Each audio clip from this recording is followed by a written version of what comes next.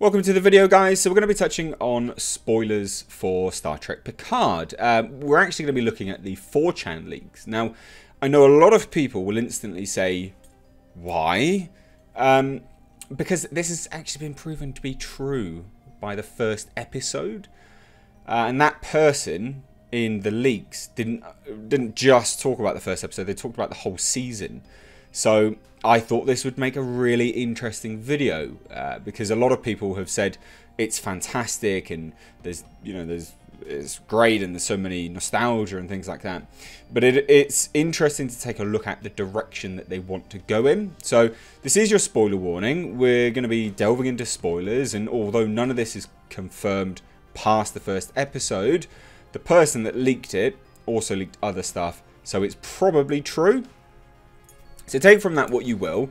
And I know a lot of people will get all annoyed that we're talking about spoilers. You don't have to watch the video, it's fine, just click off. But it's out there, so for those that want to watch it, I thought we'd just compile it into this one video, really. If you're new here, do hit subscribe. And also, guys, I will say, can you please share this video? I don't normally really actually stress the fact of sharing videos or liking them. But if I've gone on like how people are finding the channel, my videos are not being recommended by YouTube anymore, so just asking you to share it if you like what I do. But anyway, enough shit from me. Let's get into it, right? So the latest action rumours about 4chan Star Trek Picard seem to have been proven right after the premiere of the first episode. Now this is really important because, like I say, the chap that leaked all of this did talk about everything else. So he didn't just talk about the first episode, he talked about everything else as well. So if he's right about the first episode in the same post, probably going to be right about everything else. So what do the leaks say? Right, the rumours shared by 4chan's Angry Mr. Flibble on Twitter, I love that name, detail how Daj, the female lead in the trailer, who is now obviously in the first episode, which Picard supports, actually does a new form. She's basically a new form of Lieutenant Commander Data. It's really surprising. So obviously the leaks then confirmed that she's not the only one and that she has a twin sister. And the thing is, they talk about this positronic brain, which that doesn't make any sense anyway. But the positronic brain basically holds a subconscious memory of who Data is. It has Data within them. So, yeah, basically, by the end of the season, Data becomes a strong young girl. Yeah. Strange, right? So the twins are a new embodiment of the android, which is obviously something that Starfleet has been trying to replicate for many, many years, as seen in some of the episodes of The Next Generation. Those episodes were really good. I really enjoyed them. Now, the leaks also showed that Bruce Maddox, the creator of Daj, now initially, he's this kind of person that we need to go find. We need to figure out who he is. Where is he? Because he's this enigmatic figure in the background that people need to find, like a Wizard of Oz-esque character, but apparently he ends up being modelled on Donald Trump, and he's the main opponent of the whole series moving forwards. Now the leaks behind the android rebellion, as seen in the Children of Mars, crippled the Armada, which was accused of saving the Romulans from supernova. Now Maddox was actually behind that. It's quite convoluted, really, when you think about it. Maddox creates these androids, then forms an uprising on Mars, gets androids destroyed and his work cancelled so that he goes off into hiding but makes more anyway. If he was smart, he wouldn't have done that in the first place, would he? So it's a bit dumb, really. It doesn't really make any sense, but again, that is what the leaks say, and they were right about the first episode. Now the leak also says that Dr. Beverly Crusher is confirmed dead by episode 9. So essentially the leaks are saying that the first 3 episodes are the best. Those are the ones where people like them. Test audiences and things like that. They got the most nostalgia in them. Then past episode 3, that's when they are expecting it to go downhill and the fan backlash to start to happen. So you heard it here first. Maybe, unless other people are reporting on it. It also clarified that the two had actually agreed that a relationship between them would not work. So, yeah, interesting. So basically, Beverly, Crusher, and Picard were an item. Then they decided no, and Picard went to live alone as a recluse.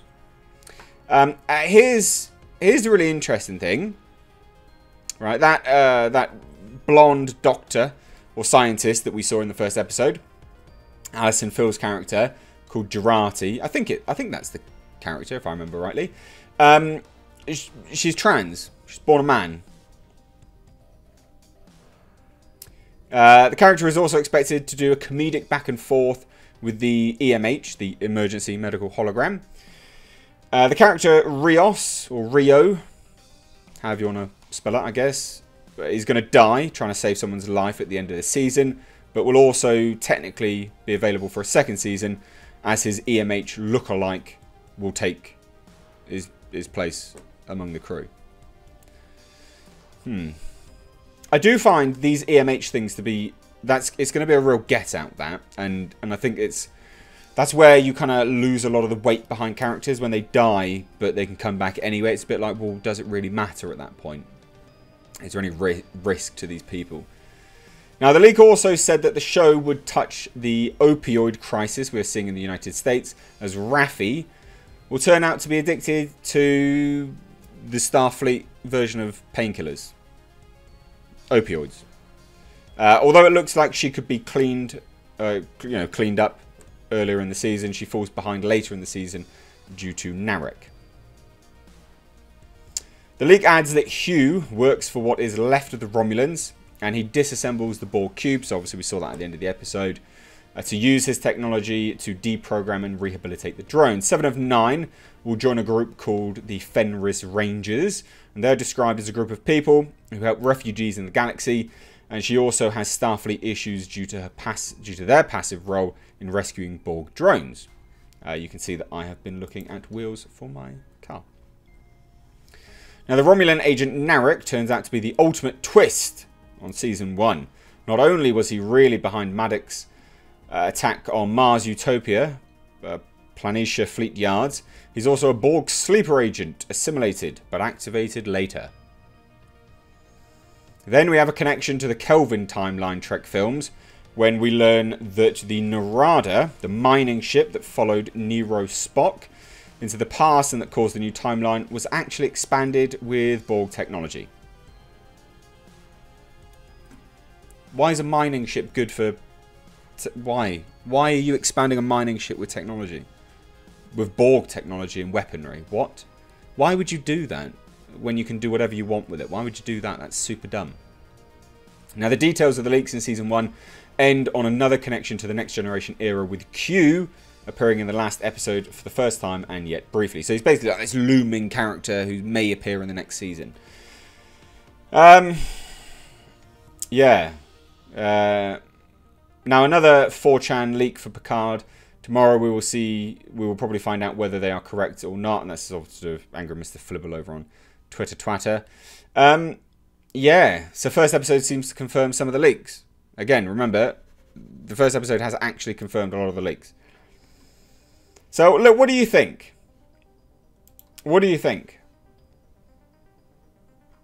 I'm really surprised that this is the way that they're going with it. And it's amazing that all of these things keep getting leaked. It's hilarious. It really, really, really is funny. You think to yourself, like, how... You have all the way to go with Star Trek, right? And I was having a conversation with someone... and I've had, I did a live stream with Midnight's Edge and the Critical Drinker and people like that. And we're discussing how the Next Generation was so great, and also the original, was because they came from a utopia.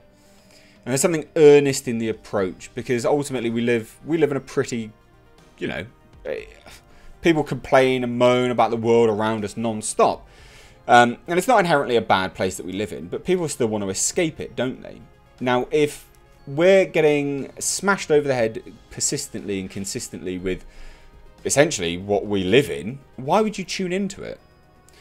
Now, like I said, the Next Generation and Star Trek was so good because it was from this utopian, earnest approach where they would go around the galaxy and the universe and essentially meet aliens that had the issues that we had. So it was still tackling some issues, but it was doing it from a perspective of, well, we've overcome that. Here you go.